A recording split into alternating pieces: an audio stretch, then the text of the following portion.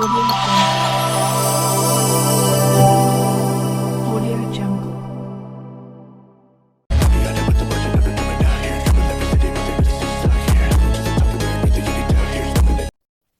Kabajamtoota fi jaalatamtoota hordoftoota Amusaar baga nagayaan gara Amusaaritti dhuftan jechaati. Ashama baga chaanala keenyatti nagayaan dhuftan dabalataan isiniin jechaati. Maamiltoonni chaanala kanaaf haaraa taatan subscribe gochuun jalqabaa. Warri immoo maamila duraa taatan share like gochuu hin dagatinaa jechaati. Barnoota keenya akkuma baratame yeroo hedduu irra deddeebinee barnoota aappiiwwan garaagaraa hedduu qabataa dhufaa jiraachuun keenya ni beekama.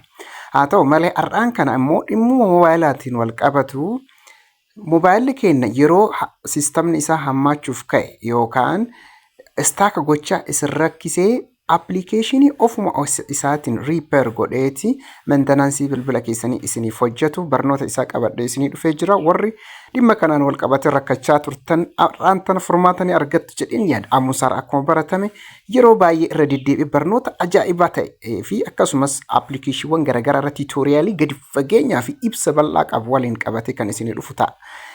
Ta'uu isaanii hubattanii hundi keessanuu akka faana buutanii hordofta. Asuma Reaper ka jedhu kana appilikeeshinii amma kaarsariin irra deemu kana irra deemuudhaan yeroo tokko irra cuqaasnee gara barnoota keenyaatti galaa jechuudha. Appilikeeshiniin kun bilbila keessan irratti bilbiloota akka malee istaaka godhanii isin rakkisanii hedduu isiniif sirreessaa jechuudha. Kanaaf as isarra cuqaasuudhaan gara keessaatti ni seenu. Inni kun appilikeeshinii asitti yoo ilaaltan meeshaalee maintenaansiif ta'an hunda qabatee jira. Kanaaf jecha asirratti yoo argitanii Reaper System jedha upgradeedha gadi darbee asitti used RAM jedhee 2.5 gigabyte jedha available RAM jedhee 1.2 GB jedha total RAM space isaa immoo 3.7 GB dha jedha ammoo gara gaditti gadi siqee optimize your phone space jedha space keessan trashii garaagaraa qabatee jiru keessaa qulqulleessuuf isin gargaaraa jechuudha. Inni kun gara gadii kanatti kan argitanii tiraashicha fakkeenyaaf amma bilbila kiyya kanarraa tiraashii kana yoon qulqulleessa ta'e iddoo kana clean jechuudhaan tuqeetan banaa jechuudha.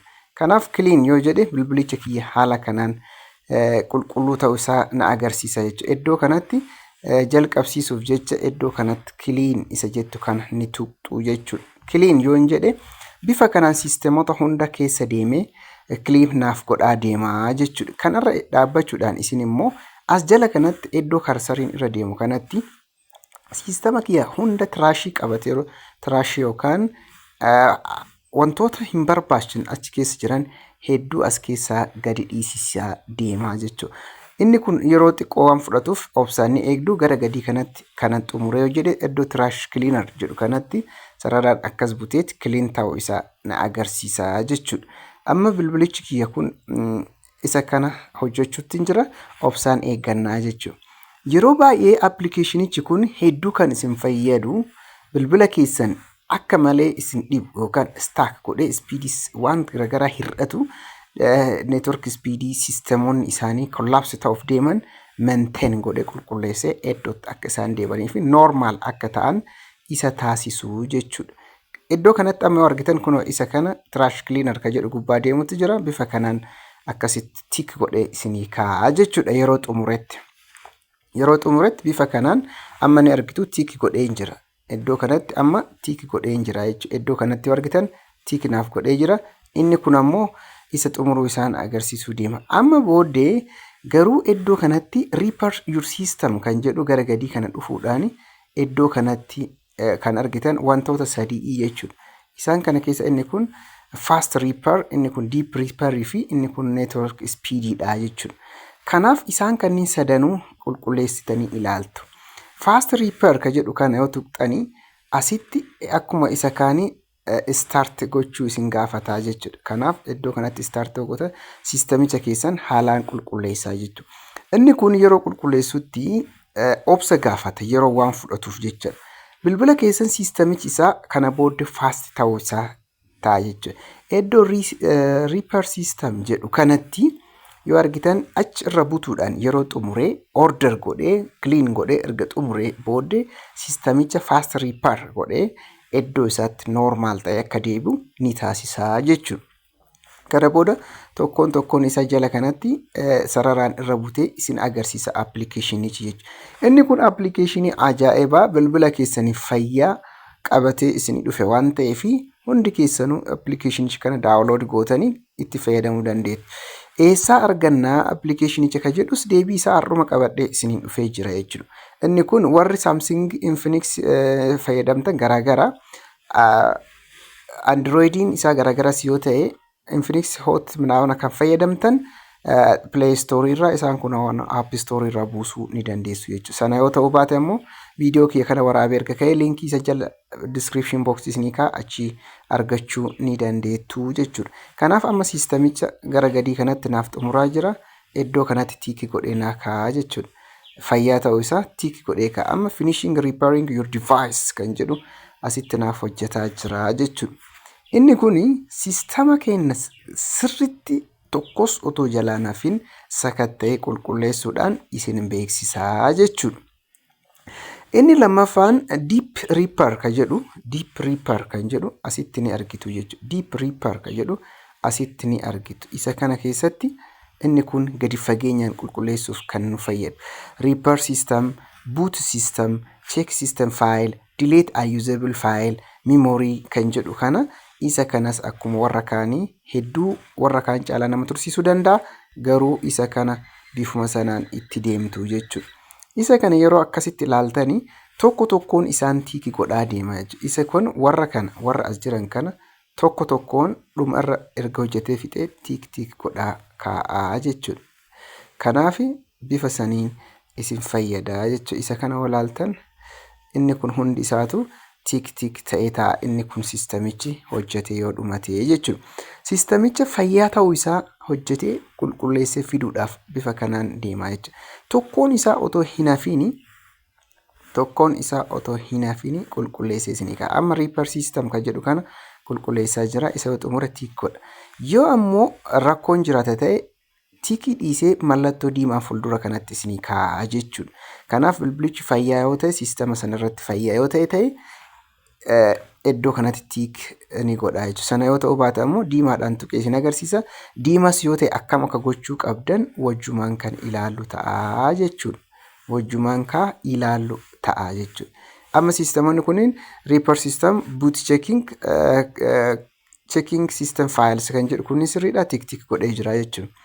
Sana ta'uu baate jennaan garuu asitti memory checking irra jira. Inni kun bifa kanaan yoo diimaa ta'e akkamitti akka delete gootan inni nu mataa isaatiin order isin godha appilikeeshinichi jechuudha. Kanaaf amma xumureera. Isa kana naaf hojjetaa jira.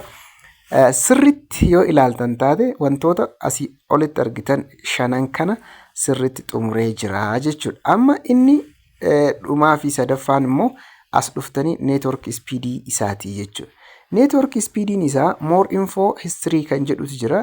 Achi gaditti siqxanii garuu speediin isaa daawunloodii irratti moo uploadii irratti kan jedhu asitti gargar baasee isin gaafata.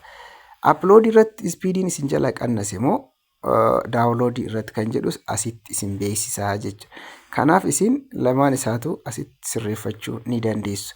Kanaaf jecha as dhuftanii isa kana erga laaltanii booda iddoo start jettu kanatti irra tuquudhaan jalqabsiiftu jechuudha. Iddoo start jedhu kana irra tuquudhaan jalqabsiiftu iddoo kanatti jechuudha. Kanaaf jala qabsiiseen jira. Neetworkicha arguutti jirtanii jechuudha. Speed isaa waitingedha ni eegdu jechuudha. Speed isaa sirriitti isinii haga sakatta'e inni xumuruufi jechuudha. Kanaaf jecha iddoo kanatti amma iddoo karsariin irra deemu kanatti maal argitu neetworkicha isiniif sirreessaa jiraachuu isaa isin agarsiisaa jechuudha. Kanaaf bifa kanaan itti fayyadamuun hin danda'ama. Network dictation isaa asitti quality isaa asitti ilaaluun ni danda'ama jechuudha. Kun immoo cheekii zirzirii isaati jechuudha. Inni kun immoo asitti historyidha. History isaa keessattis asitti isa kana speedichi normal ta'uu isin agarsiisa jechuudha. Kanarraa ka'uudhaan bifa kanaan appilikeeshinicha kana itti fayyadamuu ni dandeessu jechuudha. Internal storage kanarratti more info ka jedhu as jira. Asitti inni nu isin agarsiisa jechuudha. Wantoota hedduu gidduu kanatti kan isin agarsiisu waan ta'eef isa kana sirriitti ilaaluu ni dandeettan. More infoon asii gaditti kan argitan kana jechuudha. more info ka jedhu asii gaditti ka argitan kanaa jechuudha as keessatti jechuudha. Kanaaf isa kana bifa kanaan itti fayyadamuu qabdanii jechuudha. Inni kun appilikeeshinii baay'ee bareedaadha. Hundi keessanuu buufattanii itti fayyadamuu ni dandeessu. Manaajeroota appilikeeshinii keessanii hunda isaa search godhee kan isinii to'atu ta'uu isaa asumaan hubattanii appilikeeshinii kana seeraan yoo itti fayyadamtan baay'ee isin fayyada jedhee barnoota isaa qabadhee isinii dhufe. Inni kun barnoota keenya kanarraa asumarratti goolaba. Barnoota biraatiin hanga walitti deemnutti nagaaf jaalalaan naa tura jechaati. Barnoonni keenya kanarraa isuma kana fakkaataa jechuudha. Kanaaf jecha barnooticha haalaan akka itti fayyadamtan hanga TP biraatiin yookaan viidiyoo biraatiin walitti deemnutti nagaaf jaalalaan naa tura isiniin jedha.